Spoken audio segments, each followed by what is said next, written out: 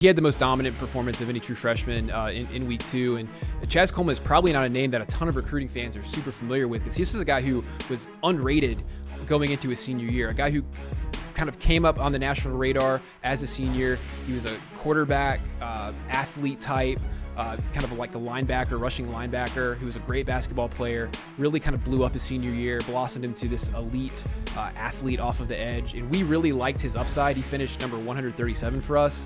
But I'm really surprised at how advanced he is coming in to Penn State. This is a guy who we kind of viewed as a developmental type of prospect, but he was totally unblockable on Saturday. Really, his film on Saturday reminded me a little bit of what we saw from Dylan Stewart early last year as a true freshman. So I think if you're a Penn State fan, I mean, it's just an embarrassment of riches on the edge for them. They just had Abdul Carter drafted in the top 3. Deni Dennis Sutton is playing as well as anybody in the country on the edge. And then you have Chaz Coleman, who looks like an athletic freak on the other side.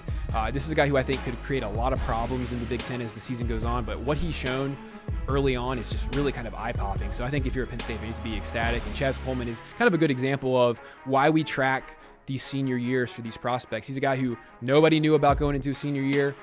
Looks like one of the best freshmen early on. Yeah. So he's a name to certainly follow as the season goes on.